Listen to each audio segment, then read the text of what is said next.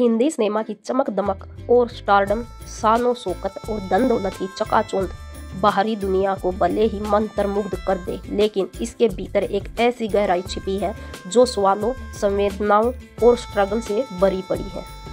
Headmaster का बेटा, जिसने बनाई कालजयी फिल्में, एक फ्लॉप के बाद नशे के आदी हो गए थे और उनकी मौत भी रहस्यमयी थी। गुरुदत्त भारतीय सिनेमा के एक ऐसे सितारे थे जिन्होंने इस चमकती दुनिया के पीछे दर्द, प्रेम और सामाजिक सच्चाइयों को अपनी फिल्मों के जरिए उजागर किया।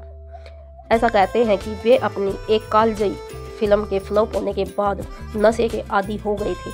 फिल्म मेकर की दर्दनाक मौत आज भी रहस्यों से भरी हुई है। गुरुदत्त की फिल्में प्यासा, कागज के फूल और 14वीं का चांद न केवल सिनेमा थी बल्कि एक आईना थी जो समाज और इंसानी रूह को बयां करती थी। गुरुदत्त का सिनेमा उस सतह को भी पार कर जाता है जहां स्टारडम की चमक फीकी पड़ती है और जीवन के अनगिनत सवाल प्रेम, बलिदान और असफलता के रूप में सच्चाई बनकर सामने आती है। गुरुदत्त का असली नाम वसंत कुमार शिवशंकर पादुकोण था। वे भारतीय सिनेमा के एक ऐसे रत्न थे जिन्होंने अपनी संवेदनशीलता और तकनीकी कौशल से हिंदी सिनेमा को एक नई ऊंचाई दी।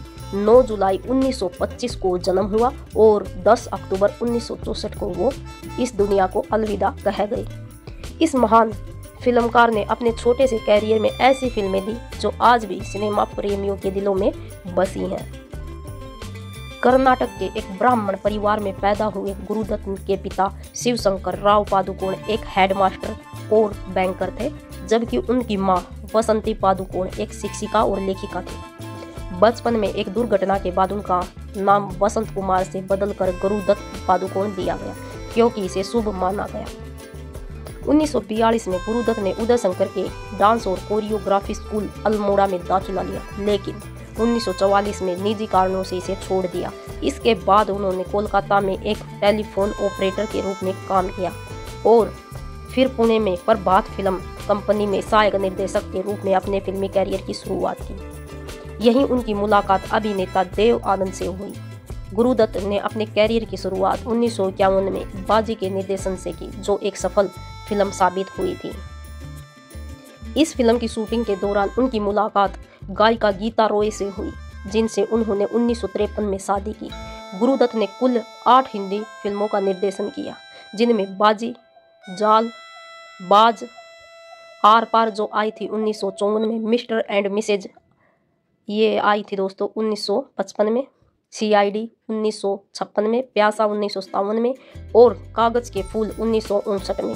उनकी फिल्म प्यासा को टाइम मैगजीन की 20वीं सदी की 100 सर्वश्रेष्ठ फिल्मों की लिस्ट में शामिल किया गया, जबकि कागज के फूल भारत की पहली सिनेमा स्कोप तकनीक से तैयार फिल्म थी। वह एक्टर, डायरेक्टर, प्रोड्यूसर, कोरियोग्राफर और राइटर तक की जिम्मेदारी खुद ही निभाया करते थे। गुरुदत्त ने अपने निर्देशन में कई इनोवेशन किए। उन्होंने क्लोजअप शॉट्स को एक नया आयाम दिया, जिसे गुरुदत्त शॉट के नाम से जाना जाता है।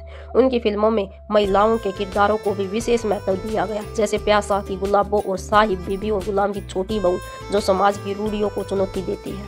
गुरुदत्त ने वाहिदा रहमान, जॉनी वॉकर और VK मूर्ति जैसे प्रतिभाशाली कलाकारों को मौका दिया। गुरुदत्त का निजी जीवन उनकी फिल्मों की तरह जटिल था। उनकी शादी गीता दत्त से हुई, लेकिन वाहिदा रहमान के साथ उनके कथित प्रेम संबंध ने वैवाहिक जीवन में तनाव पैदा किया। इस बीच कागज के फूल की असफलता और निजी जीवन की उथल पुथल ने उन्हें शराब की ओर धकेल दिया और 10 अक्टूबर 1964 को महज 39 साल की उम्र में उनकी मौत हो गई। हालांकि कुछ लोग उनकी मौत को दुर्घटना, कुछ आत्महत्या मानते हैं। गुरुदत्त एक ऐसे सितारे थे जो मौत के बाद भी लोगों के बीच लोकप्रिय रहे। खासकर कागज के फूल को प्रशंसा मिली और यह फिल्म 1970 और 1980 के दशक में 13 देशों में रिलीज हुई और आज के समय में यह एक कल्ट क्लासिक फिल्म है।